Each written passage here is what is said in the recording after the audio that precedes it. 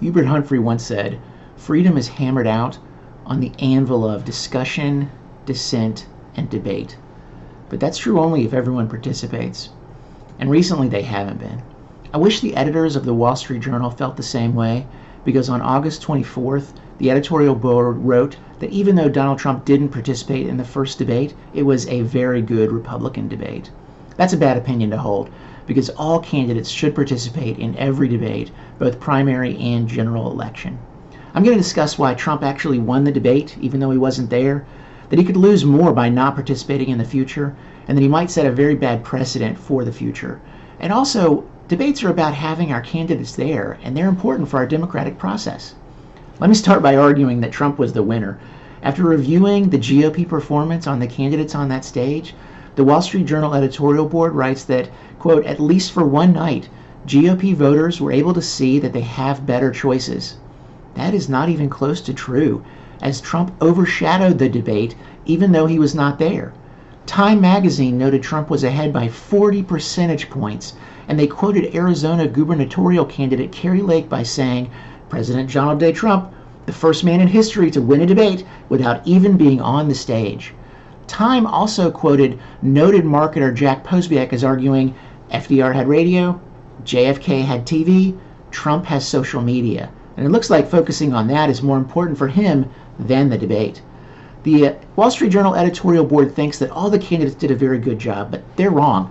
The Economist argued that DeSantis, quote, "delivered a middling performance, clumsily evading some questions," and that Ramaswamy wasn't the winner. He's more likely to wind up on a Trump cabinet than in the Oval Office. Despite being perceived as the victor, Trump could lose ground by skipping the debates. Two reasons. First, Republicans want him to participate. The Morning Consult News reported prior to the first debate, most Republicans wanted Trump in it. Even those who told Trump plans to skip it, 58 still said they would like to have him in, and 63% of Trump's supporters said that he should show up. After the debate, it's even worse. 57% of Republicans and 54% of pro-Trump Republicans surveyed by The Economist want him to be in the next primary debate. Second reason, his lead can dwindle based on not participating.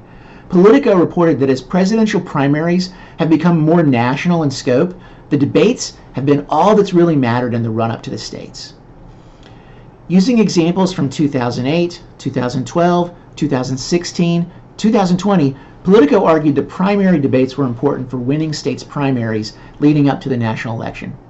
But even more important, skipping debates sets a dangerous precedent, and the Wall Street Journal editorial board needs to realize that.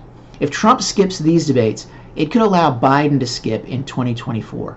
In fact, according to the New York Times, Ronna McDaniel, the chairwoman of the Republican Party, told Mr. Trump that by skipping the debate, he would give President Biden an excuse to get out of debating Mr. Trump next fall. That's unfortunate, because as the New York Times notes, Mr. Trump has repeatedly said publicly he wants to debate with Mr. Biden, and Mr. Trump's advisors view face-offs with the incumbent president as vital to Mr. Trump's chances of winning.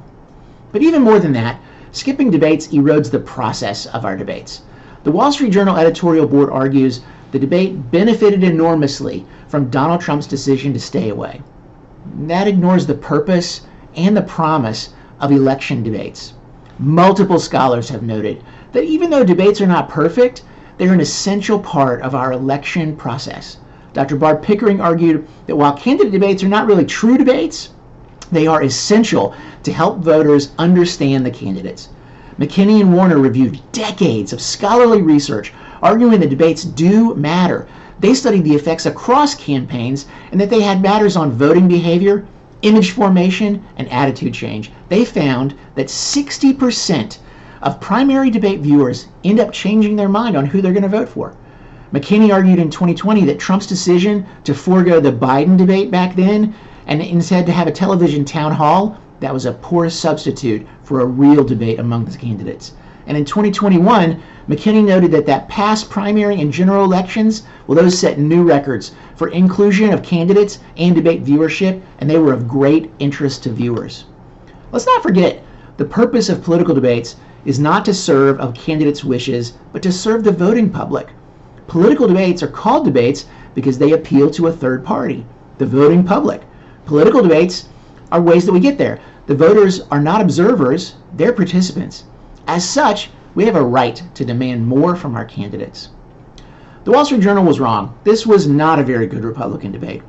I reviewed how Trump was the absent winner, but not participating could hurt him in the future.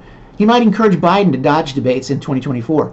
But more importantly, I argued that participation in the process of our debates is central to our democracy.